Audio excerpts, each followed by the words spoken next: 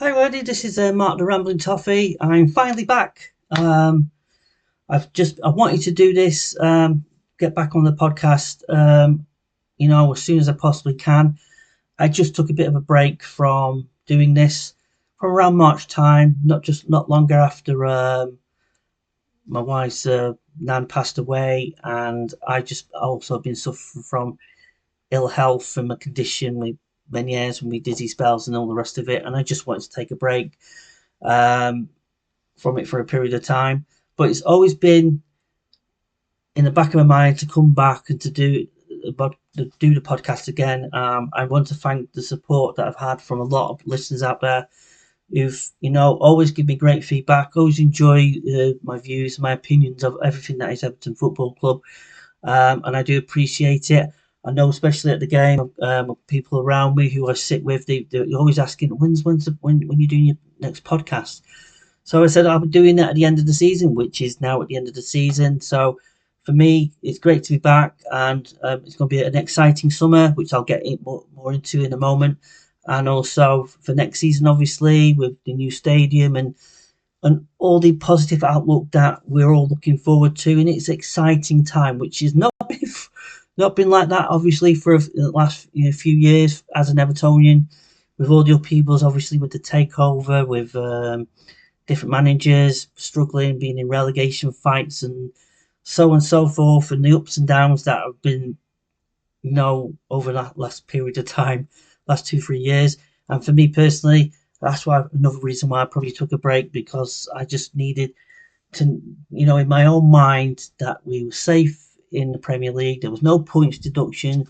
David Moyes has come in and obviously done a really good job, which I'll get into because I'm going to do obviously the review of the season, and obviously going into the summer, into next season, and what my expectation would be, and what I hope will be an even better season next season, for us, and hopefully we can improve and keep on improving and get the right players in. But I'll come to that later on in the podcast.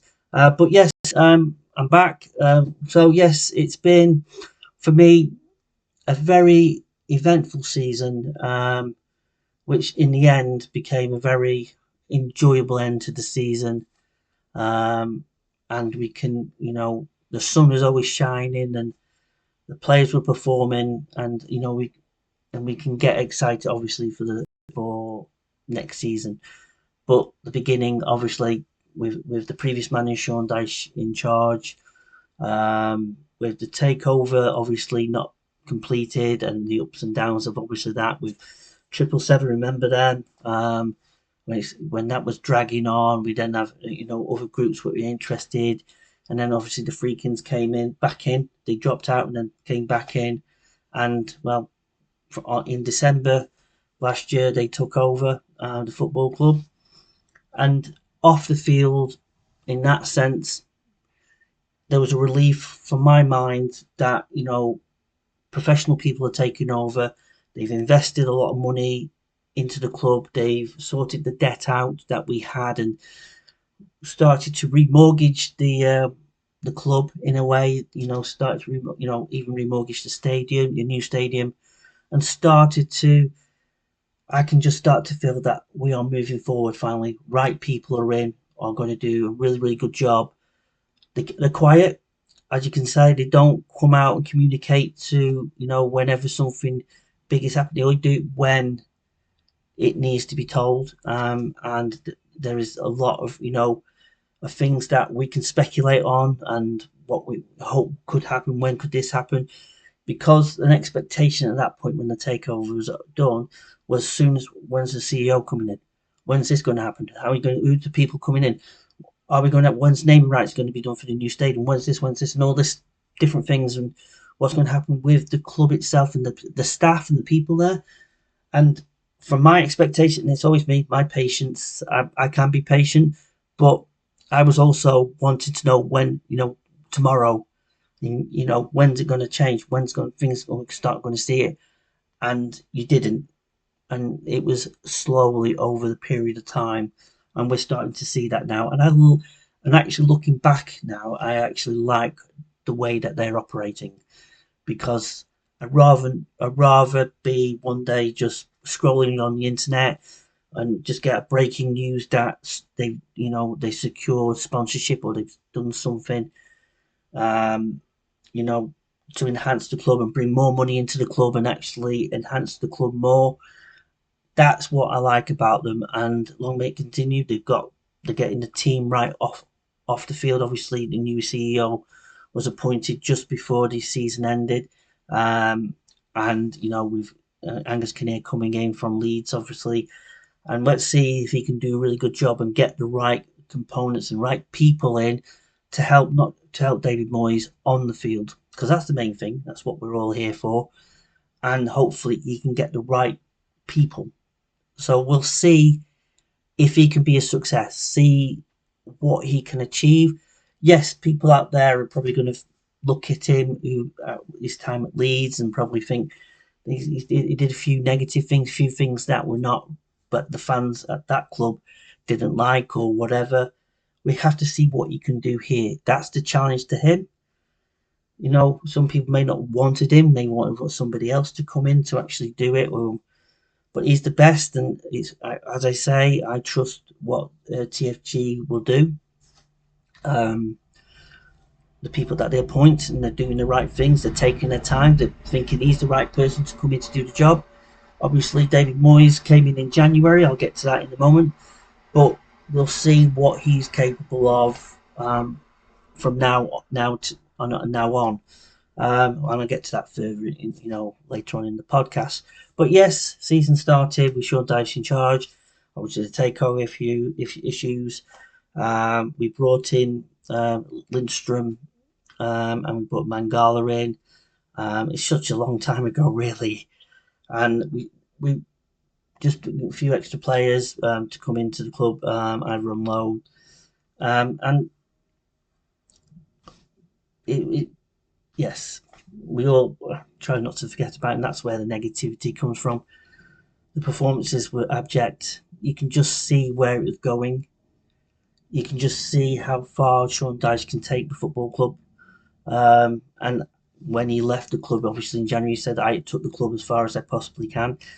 You can see it very, very early on. Injuries didn't help. We had a very small squad, but the setup, his management, his setup with his team was set up in a negative way to be defensive and to be that way inclined to defend and to take points and just hope that we get something at the other end. And it was a very negative, and it's also his mindset and his mentality was to be, um, you know, to be safe and to be not in a relegation scrap. His mindset, he looked at the team, and this is his attitude, I think, at this point in time, and through that period of the first part, latter part of 2024, is that his mentality was that we're a relegation club. The players that we have are not good enough. That they are struggling for a reason. They're not good enough players, and whatever I'm putting and asking them to do, it's not working. And they're not good enough. They can't adapt or change or to play a certain way or to play that way, and it's not working anymore. What we saw from the previous season was it worked for a period of time. It only worked in periods, and but it's only so far you can take it. And from my perspective, and probably from everybody out there who listening to this podcast and watching Everton at that period of time, was it was same old, same old. He wasn't proactive in substitutes. He wasn't changing it. He didn't try to adapt. He didn't think, let's try and be a little bit more tap minded. He didn't. He just was set in his way, so much so that what he felt was doing was the right thing he was doing, but he just felt that the players that he's got were not good enough for those tactics and that formation and the way. And he came across and saying he was baffled why it's not working when it was working in periods the season before. But you can look and say the defensive side of it was always okay, but the problem is the midfield and the attacking side of it wasn't. And as I go on into when David Moyes come in, you can see, yes, it wasn't the players why things weren't working at that period of time. It was the manager and the way that the manager was and his attitude and the way he came across. And he came across not just, you know, in interviews in public and the way that he spoke about you know, the team and spoke about the fans. He didn't have a rapport with us. I never was um, taken by him. I didn't care about thinking that he's my manager, that I want him at my football club. I want him to be here. I can see that he's good enough to be Everton manager, and he's a stopgap basically. He came in to do a job, and he did his job. Simple as that. He did his job, but he took it as far as it took. And sadly, because we were in a takeover situation, the club, the previous ownership, and the previous regime couldn't pull the trigger earlier. And that's why, obviously, we all were in a panic thinking that we're going to get relegated this season if we don't make that change. And thankfully, it worked out in a way that when TFG came in, they pulled the trigger and got David Moyes in. What people think at that precise moment in time about David Moyes, he's been out of the game for about 6 months, I think. And even my thinking was, is he the right choice to take this club forward on a longer term basis, or would he be good enough? Because my feeling was we needed to bring somebody which was forward thinking and young coach and really adapt, come in and actually rip up the script and basically change it and do something different and take it forward, like we see with a lot of other clubs that have done that in the past, like Brighton and Brentford and other clubs where they've been proactive enough to bring in younger managers who are unknown coaches from Europe and can come in and do a role. So when David Moyes came in, I kind of was like, okay, it's a stopgap. My first reaction was a stopgap. But when I saw the contract, I thought, okay, it's a short-term contract to settle things down, get things sorted, get us in a position that we are not struggling in a relegation fight last season, and get us in that position and be better, basically, and just get the results. That's the main thing. Him to come in and then be part of the structure. Obviously, Kevin Felwell has left it, leaving his role, and they're going to have a new setup, recruitment setup, uh, led by, as I mentioned, Angus Kinneary's come in, and David Moyes and other people coming into the club, looking at recruiting better new players, whoever it may be. We'll find out. That's something I'll get into a little bit later. But for him to come in, so to be part of the structure of getting the club on the field in a good position, and then in the future, when David Moyes does move on, because he's not going to spend 10 years like he did first time round, somebody will be able to come in. It's all set up. The recruitment is set up. The team is set up, and they can start. Get moving it forward and getting us into the next step, which I'll get into in a bit. But David Moyes came in. Obviously lost the first game to Villa, but you can start seeing little things because we were creating the mindset of the players were a little bit more forward thinking, going to attack, going to create opportunities. And much it wasn't a great performance, we created opportunities, and that was the first time for a while that we have seen the team being more proactive in the going forward. Defensively, was as per usual. The defence was okay, but we were a little bit better, and then gradually we started to see results improve. Obviously, beating Tottenham, and you started seeing us being. And we were quite. I was in the main stand, and I couldn't believe this change round. It was like night and day. It went from this negative and you know scared football team that were very nervy, very anxious and didn't know what they were doing, and like players, as I mentioned throughout the podcast, up to March time, it was up to under Sean Dyche, and it was they didn't know each other.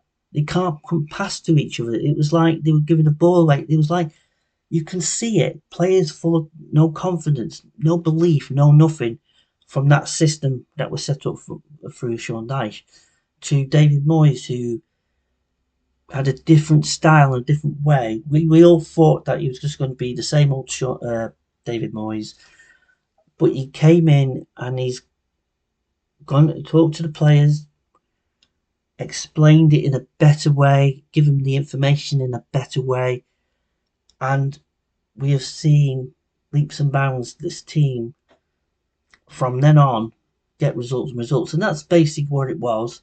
It's about results, but it's about the mentality of players and giving those players, individual players, the confidence and the belief that you explain what I want you to do. Some have not worked. Jack Harrison is an example where basically he works hard and he puts in the effort, but he's not created an assist or anything like that.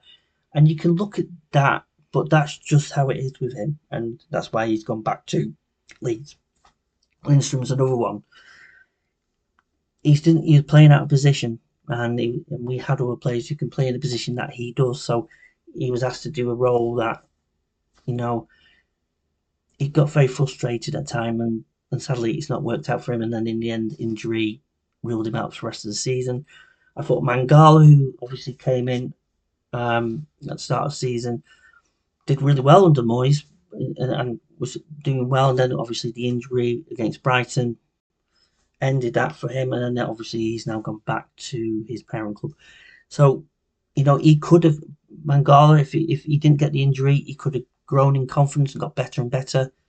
And, we could have been looking at him for the summer to bringing him in as a permanent signing. And obviously in January, which also helped, was bringing Charlie Alcaraz in on loan originally. And, he's had moments where, I think it's probably his language barrier. He did have Jack Harrison, who supported him, communicated him, in his native language to help him. And I think that's the only thing I'll probably say Jack Harrison's actually done, which has been good for the club, is actually helping Charlie Alcaraz to settle in and to settle into the Premier League again and to get what his job is. And we are, over that period of time, there's been little moments where he's passing a little bit off here, but he's so good, and he's going to get better and better and better. And I think he, I'll get to him, at the end regarding his signing and actually becoming permanent and what that's going to mean for us next season and what he can achieve. Let's hope what he can achieve. But what I saw of him in the time that he has played, and he's just grown and grown and got better and better. He's great on the football. He gets forward quite quickly. He's got a very you can use Newcastle as an example with his goal. He's got a Tim Cahill reminiscent, very much of a Tim Cahill kind of player. He's not just especially with that header, but he works his socks off. He's aggressive. He's a little shit basically, and he likes to fight. And if you get on his face, he'll fight for it. And what a worrying thing I'll have with him next season is that we could see him get sent off a few times. I don't know. Hopefully that's not the case. He's very hot-headed in that way, but he just, he comes in. I mean, in that Newcastle game as an example of this, he was coming from nowhere, and he's got the right pass. Just getting the passes right to Beto, because I noticed in games like the Palace game, as an example, when Beto got the first goal, is they've got some sort of, good communication going on between the two of them, because he's just getting right passes to him, which has helped Beto when, he has scored or getting into positions opportunities. So he's a great signing. I'll get more into, what I would hope to at the end, near the end of this podcast as well, and what the future holds. But yeah, Charlie, you know, really changed things. I would like to see more of him, but I can understand what David Moyes is doing. I can understand that they still have a bit of doubt on him. He's still very young. He still makes prone to errors, and he's still positionally and all the rest of it. He's still got a lot of work to do, but he's 22. He's very young. He's got plenty of time to get better and better and get used to the Premier League and hit the ground running, which we're going to have now with him. He's going to have a good summer, come back, and he's hopefully, he will be able to hit the ground running, and we will start seeing the best of him. And because of the deal, that is 2 years with an option for a third year, that if he hits the ground running, plays really well, our main player for the team doesn't get injured, doesn't have any issues in that sense, they can renegotiate his contract, increase it, do what they like, and actually, be here longer. From what I'm hearing today, that from his point of view as a player, he wants to play Champions League. He wants to be in a higher level. We have to match that. And that's where we'll get on to in a minute, the summer. And what I expect, what I would like to see in the players that we need to bring in, and where we want to be next season, where I want to see us as we go into the new stadium as well. Before I get onto that, obviously the big thing of this season is saying goodbye to Goodison Park. For me, it was a sad day against Southampton. It was a bit of both, really. It was sad that, as soon as I left the stadium for the final time, look back and just realised that I won't be at Goodison Park again.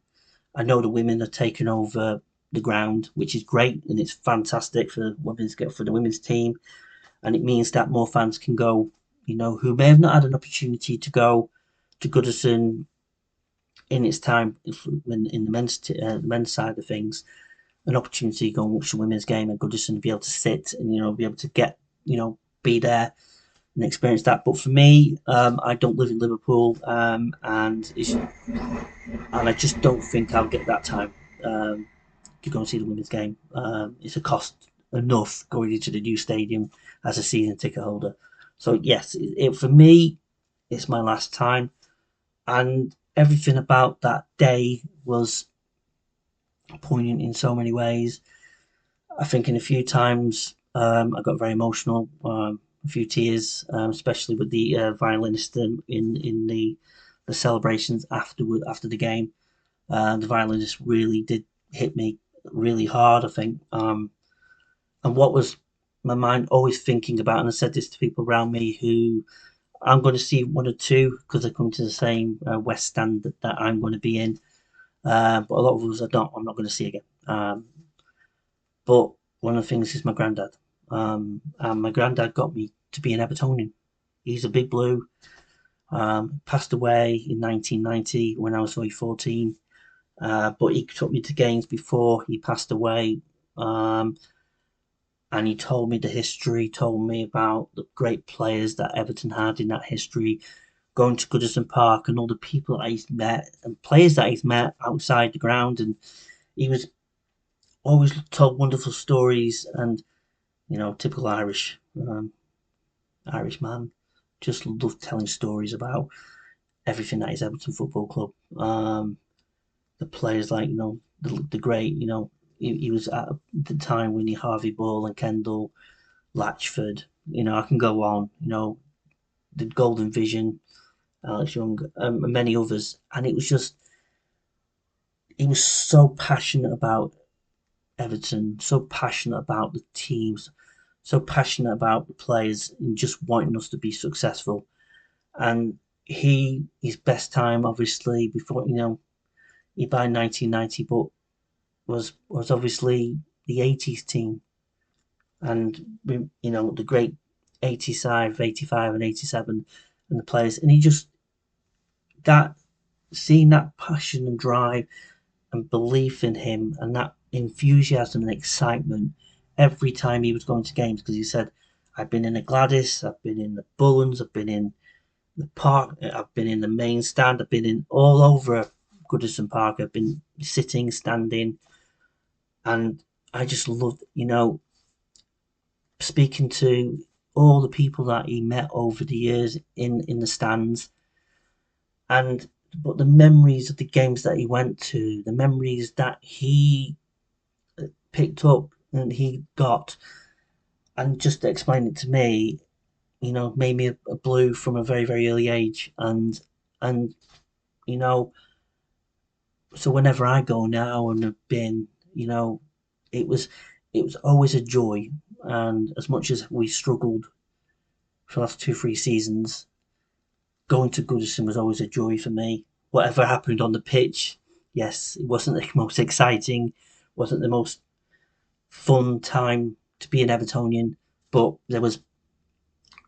actually going there, seeing the people that you always got to speak to and became your best friends, and always asking how you are, and always talking about your families and everything else, and it just that was what it was. We are a family, and the people around me in the main stand, we were family in the end. Stewart, the lady who I forgot, I wish I knew what her name was, always goes for a good chat with her, and she always gives you a big hug when I came in, and she says, "How are you doing?" And we always talk about families and everything. And that's what makes Everton unique and special, is that we're not just a community, we're a family. And that's what I'm going to miss most about Goodison.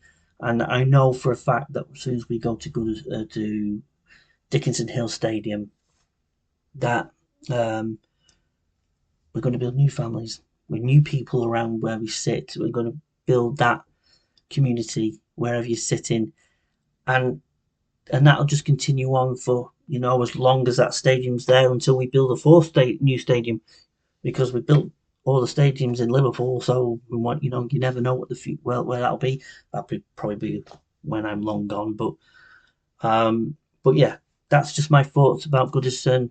My memories were always, you know, more of the time. The Crystal Palace game, the Bournemouth game, just for atmosphere. I know they were relegation related, but they were two that, when I look back, Goodison, a memory that I got the most out of, and the feeling that I have of adulation after those results. I know it was to stay in the Premier League. I'd rather be talking about a memory, that me being there and seeing us winning silverware, or winning, doing well enough that, you know that's what I was hoping to get for, but that's the memories I have. I mean, there's one that always pulls out, is the Duncan Ferguson goal against Manchester United. I was there. I was in the Gladys Street. That was a memory in itself. But that was, a different time, and there was a hope at that point in time that we were going to go in a direction, hopefully to start, competing for honours again. But obviously, it never happened. And I'm hopeful, moving into the new stadium, that we will start to see a team growing, and we can start challenging for honours, and trophies, and being in Europe and going that way, because that's what I think the fans deserve. This club deserves to be in that position. And as I mentioned about David Moyes is here at the right time, right moment to hopefully get us in that position to move forward, and hopefully we can progress further. And as I mentioned, as we look into the summer, and obviously into the new stadium, what's my take on what things are going to happen, or what I think will happen, or what I hope will happen? Obviously, we all know there's a lot of players that are out of contract. A lot of players have left the club when their loan deals have expire on the 31st of June. Obviously, Lindstrom's gone back to his parent club. Mangala's gone back to his parent club. Jack Harrison as well. Ashley Young was offered a contract, obviously, and he's decided not to stay, so he's leaving as well. And also, I'm trying to think, is anybody else? So I know at the moment there's been offers on for Roy, for Michael Keane, and DCL, and we're still waiting for Seamus, and also just a Garner Gay. From what I've heard on the grapevine out there, from the bubble, if you listen to the Bulls View, and it looks like he could be signing a 2-year contract. So because his contract was obviously up, so hopefully he'll be with us for another 2 seasons. Because obviously he's our player of the season last season. He was absolutely fantastic for a 35-year-old to just play at that level. To someone who'd probably be 25, playing like 10 years younger than they are, to put performances week in, week out, and consistently doing that. It'll be a good sign. Yes, it's a risk because it's 2 years. Because I was thinking more a year, but we can see how he goes. If he can keep on going the way he is, then he deserves that second year. But we need stability in that midfield. Obviously, as I mentioned with Charlie Alcaraz signing, which is good for the midfield. You got James Garner, which I still think he's still got a lot to prove. Basically, he's got little moments here and there when he right passes that, but he's not really had a great season personally. I know a lot of fans like him. I like him, and I want him to succeed like anybody else would. But there's still a lot to prove, and to prove a point that that he can stay in that midfield and be a starter. My personal feeling that we do need to look in that midfield to bring the strength in it.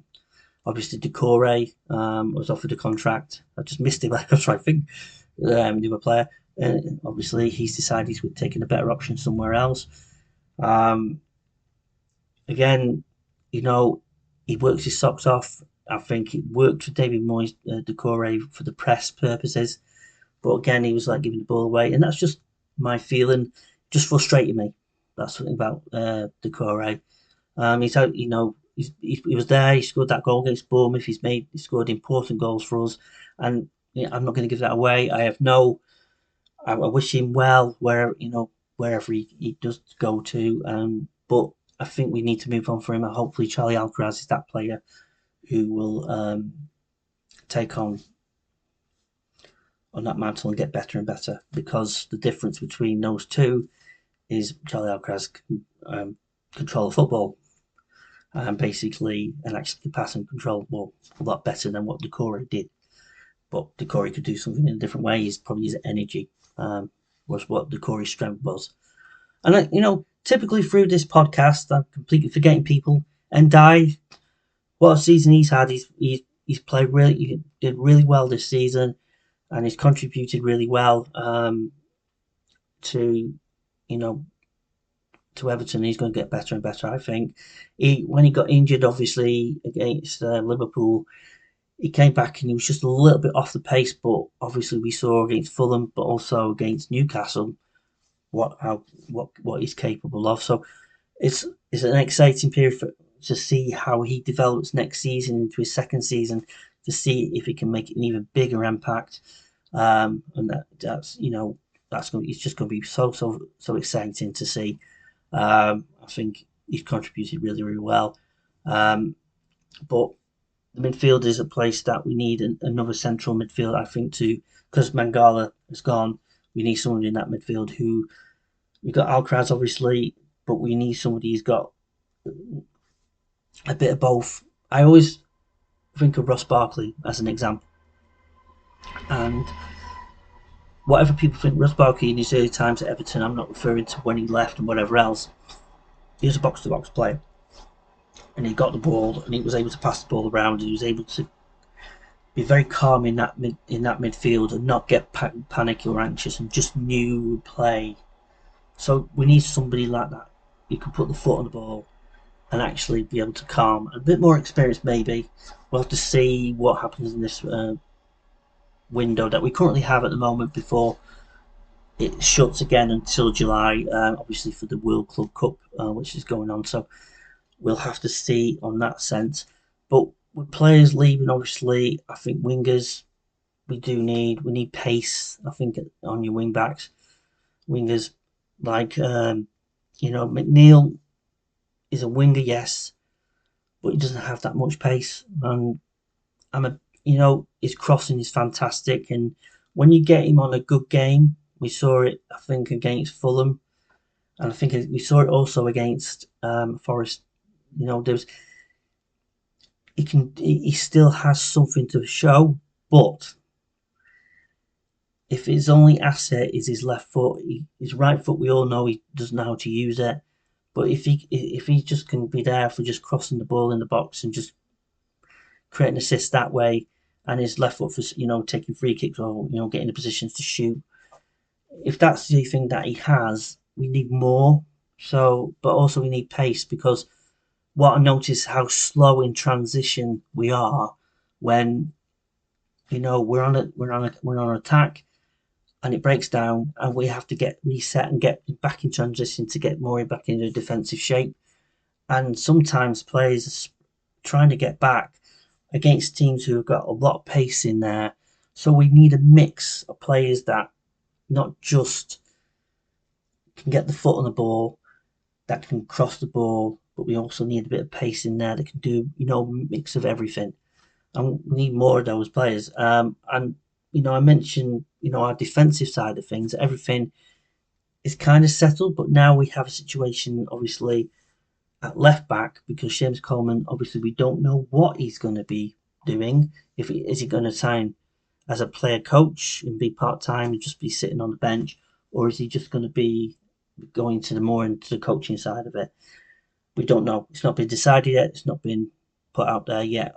What's happening on that? Patterson. No disrespect to Patterson. He's been given the opportunities when he has done, and he's just not performed well enough. In my mind, I don't think he's a Premier League player. And now we've actually gone, and with James Coleman won't be playing that position.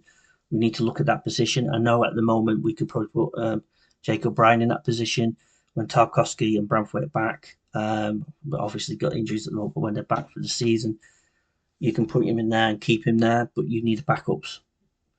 Michael Keane, for me personally, Michael Keane, if he's going to be like just sit on a bench and just be backup, would I give him another contract for another year?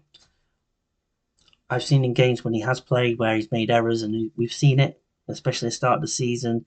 And when he did come on, I think, I can't remember which game it was now, but he came on, and I think it was was it Man City? That was it, the Man City game, where he came on and just made errors, and he just out of position. He was just like, and I know in the last couple of games when he had to come in, obviously with Tarkowski injured, he's played all right. He's performed all right. But the question is, do I think he deserves another year contract? And I know some people out there are going to listen to it and think, well, Keane should have gone. My feeling that as backup, reduced terms on a contract, just keep him there. Unless we are able to look at the John Stones things, but I don't think that will happen unless Branthwaite does go.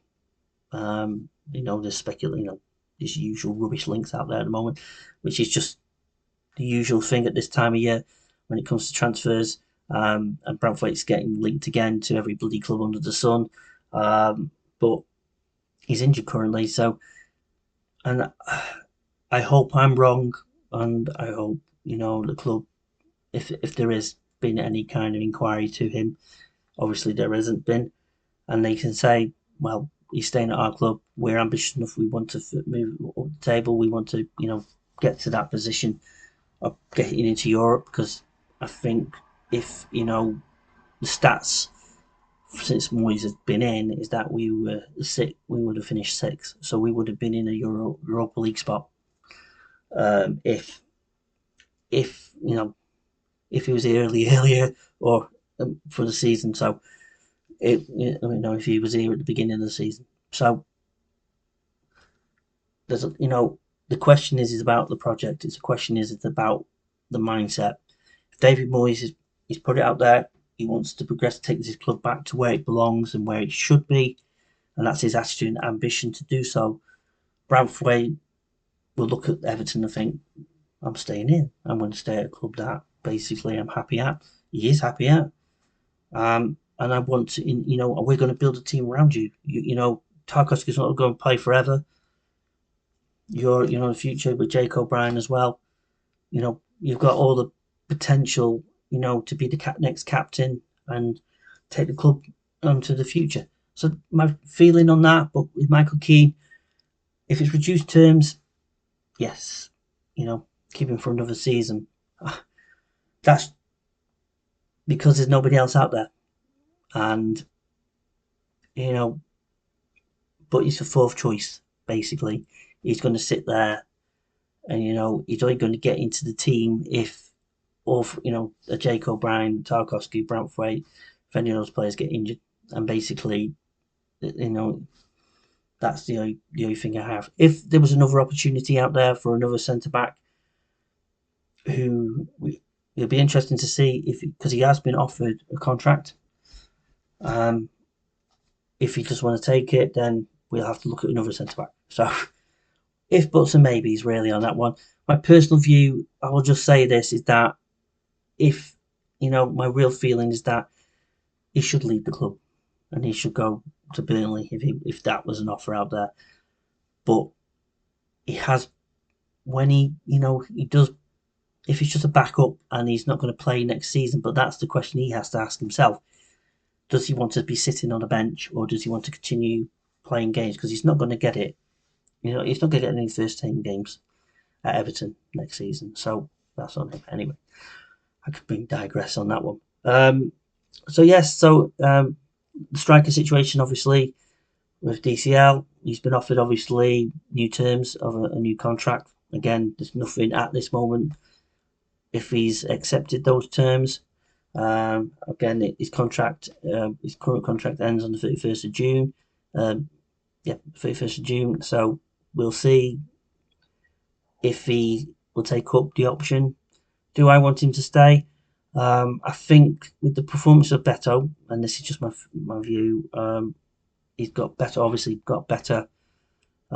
He's worked really, really hard. We've seen him improve a lot over the last few games, and he's scoring goals. I think he scored, 8 in the league, 8, 9, 10, I think, and he's a better goal scorer than DCL.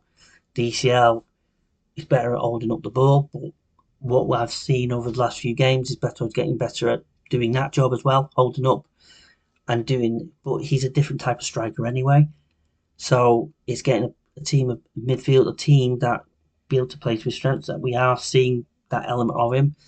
So I'm happy for Beto to stay on.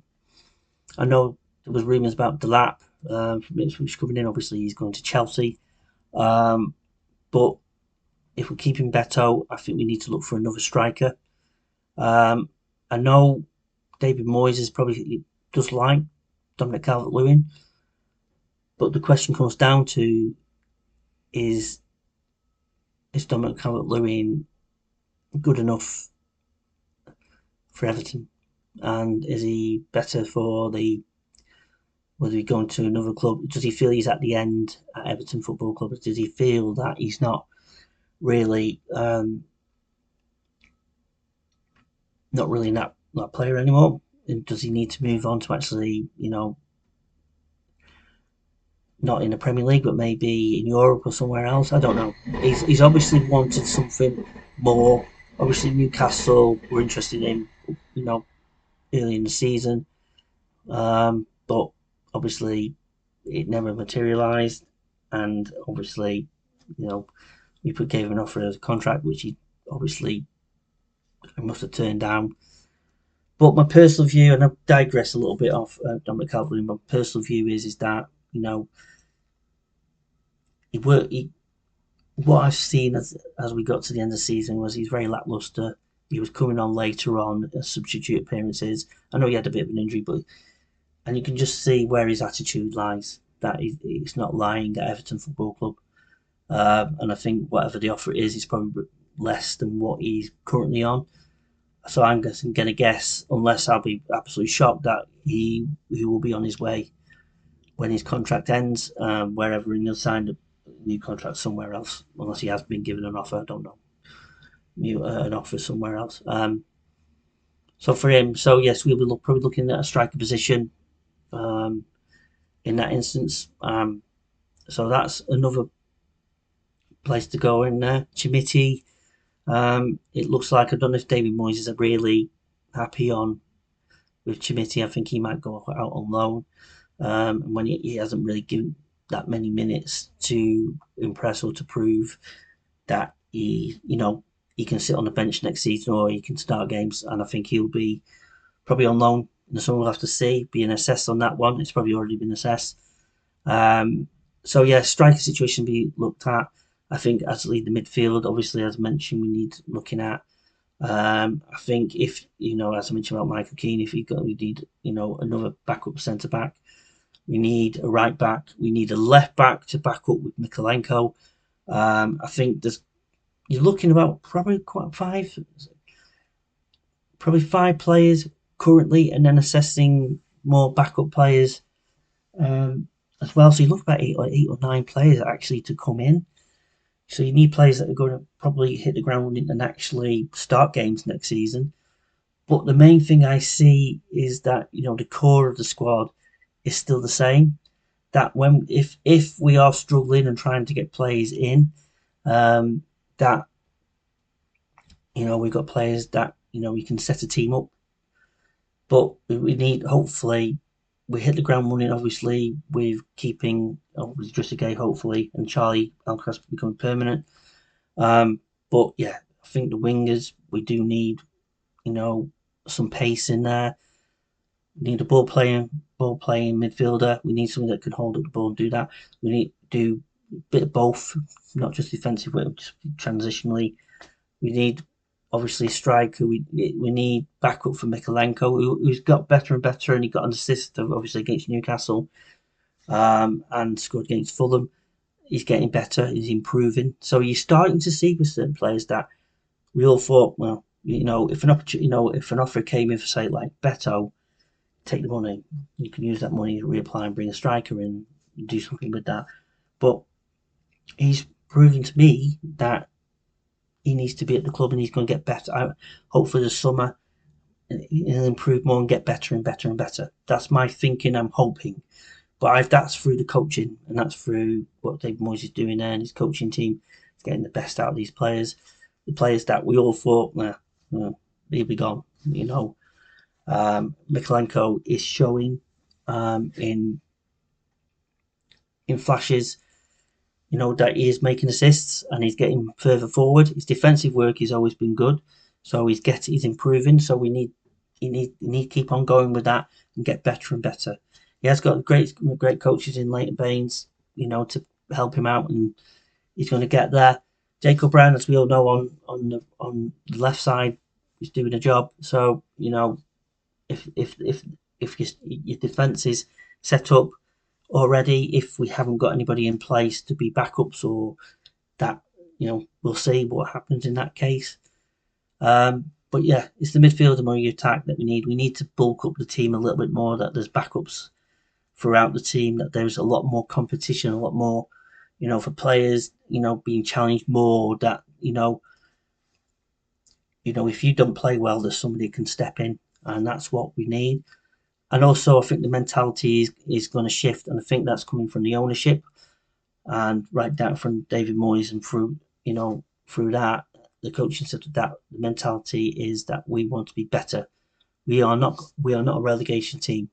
We are not a team. We should be further up the table. We should be in, 6th or 7th. That's where we should be aiming for at first, and get improving and getting into a position that we can be challenging for Europe, that we're challenging for trophies like the FA Cup and League Cup, and getting us to finals and getting us further up that table, getting us further in them positions.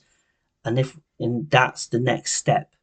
I'm not like thinking, oh yeah, we're going to be challenging for the title next season.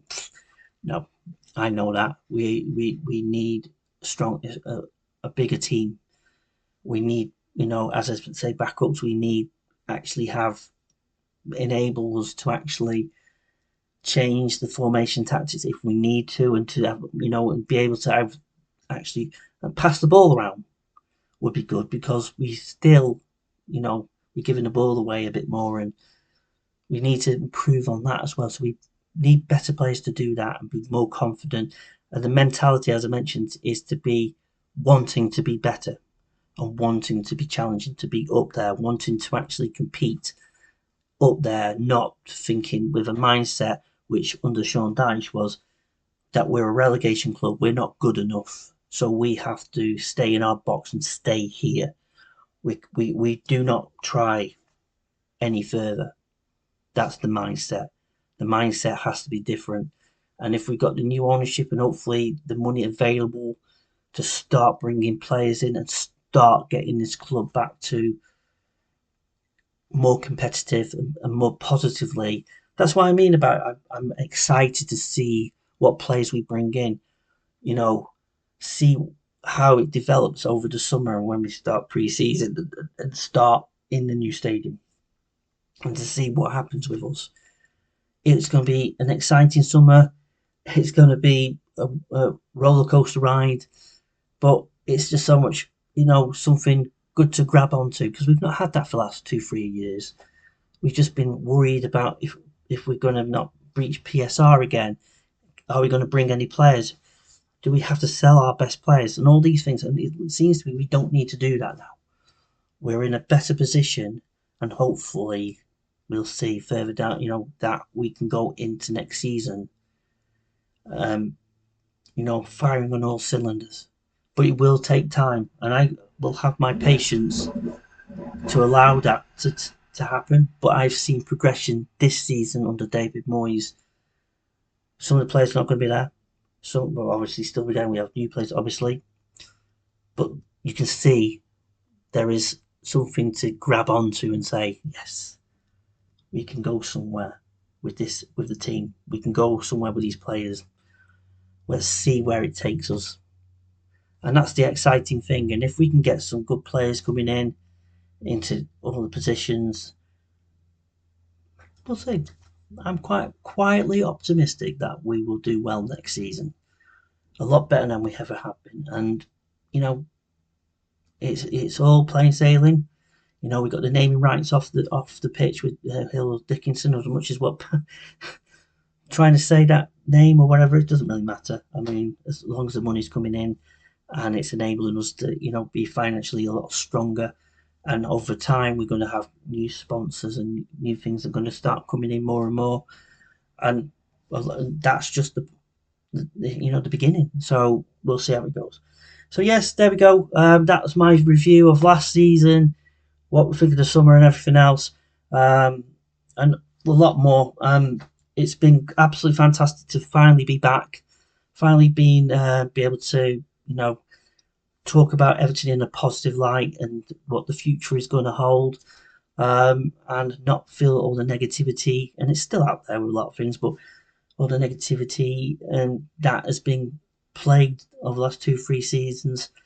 We can now look forward to going into a new stadium and a newer team, exciting players, and seeing where we go. So on that note, thank you again for people who've been listening in the past.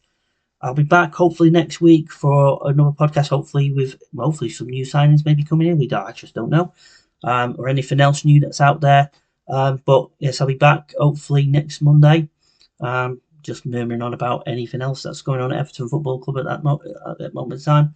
But on that note, this is Mark, the Rambling Toffee, signing out, and I'll speak to you again soon. Take care. Bye-bye.